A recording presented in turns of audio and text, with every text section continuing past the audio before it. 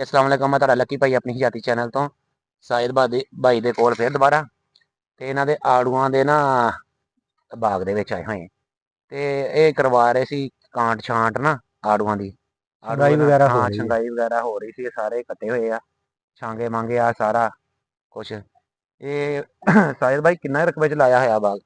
1 ਏਕੜ। 1 ਏਕੜ ਜਾਨੀ ਕਿ 8 ਕਨਾਲ ਦੇ ਵਿੱਚ। ਹਾਂਜੀ 8 ਕਨਾਲ ਦੇ ਵਿੱਚ ਤੁਹਾਡਾ ਕਿੰਨੇ ਕੁ ਪੌਦੇ ਆਏ ਤਕਰੀਬਨ? ਤਕਰੀਬਨ ਹੋਣਾ ਕੋਈ ਲਗਭਗ 350 ਦੇ ਕਰੀਬ। ਯਾਨੀ ਕਿ ਇਹਦੇ ਵਿੱਚ ਤੁਸੀਂ ਉਹ ਫਸਲ ਨਹੀਂ ਲੈਂਦੇ ਹੈਗੇ? ਫਸਲ ਕੋਈ ਨਹੀਂ, ਸਿਰਫ ਯਾਨੀ ਕਿ ਇਹ ਪੌਦਾ ਹੀ, ਸਿਰਫ ਬਾਗ ਹੀ ਹੈ। ਇਸ ਦੇ ਵਿੱਚ ਹੋਰ ਕੋਈ ਫਸਲ ਨਹੀਂ ਲਈ ਜਾ ਸਕਦੀ ਹਾਂ। ਕਿਉਂਕਿ ਇਹ ਜ਼ਿਆਦਾ ਸੰਘਣਾ ਹੁੰਦਾ। ਇਹਦੇ ਵਿੱਚ ਹੋਰ ਫਸਲ ਨਹੀਂ ਹੁੰਦੀ। ਅਗਰ ਕੋਈ ਹੋਰ ਫਸਲ ਕਰਦੇ ਆ ਫਿਰ ਇਹ ਨੁਕਸਾਨ ਹੁੰਦਾ ਹੈ ਇਹਨਾਂ ਦਾ। ਯਾਨੀ ਕਿ ਇਹ ਚ ਹਲ ਵਗੈਰਾ ਨਹੀਂ ਵਗਦੇ, ਪੌਦੇ ਖਰਾਬ ਹੋ ਜਾਂਦੇ ਆ। ਸਹੀ ਹੋ ਗਿਆ। ਤੇ ਤਰਤੀਬ ਨਾ ਲੱਗੇ ਤੇ ਪੌਦੇ ਬਿਲਕੁਲ ਤਰਤੀਬ, ਬਿਲਕੁਲ ਤੁਸੀਂ ਦੇਖ ਸਕਦੇ ਆ ਤਰਤੀਬ ਬਹੁਤ ਅੱਛੀ। ਸਾਰੇ ਪਾਸੇ ਹੀ ਸਿੱਧਾ ਲਾਈਨ ਹੈ, ਜਿੱਧਰ ਨੂੰ ਵੀ ਤੁਸੀਂ ਦੇਖੋਗੇ ਲਾਈਨ ਸਿੱਧੀ ਹੋਏਗੀ। ਤੁਸੀਂ ਬੇਸ਼ੱਕ ਇਸ ਤਰ੍ਹਾਂ ਵੀ ਦੇਖ ਲੋਗੇ, ਕਿਸੇ ਵੀ ਸਾਈਡ ਨੂੰ ਦੇਖੋਗੇ ਤੁਸੀਂ ਲਾਈਨ ਹਰ ਪਾਸੇ ਸਿੱਧੀ ਹੀ ਨਜ਼ਰ ਆਏਗੀ ਤੁਹਾਨੂੰ। ਆ ਮਾਸ਼ਾਅੱਲਾ ਦੇਖੋ ਜੀ, ਗੋਡੀ ਹੋ ਰਹੀ ਆ ਆੜੂਆਂ ਦੀ ਤੇ ਇਸੇ ਤਰ੍ਹਾਂ ਹੀ ਹੁੰਦੀ ਹੈ। ਇਹਦੇ ਵਿੱਚ ਹਲ ਵਗੈਰਾ ਨਹੀਂ ਵਗਦੇ, ਇਸ ਤਰ੍ਹਾਂ ਗੋਡੀ ਕਰਨੀ ਪੈਂਦੀ ਸਾਰੀ।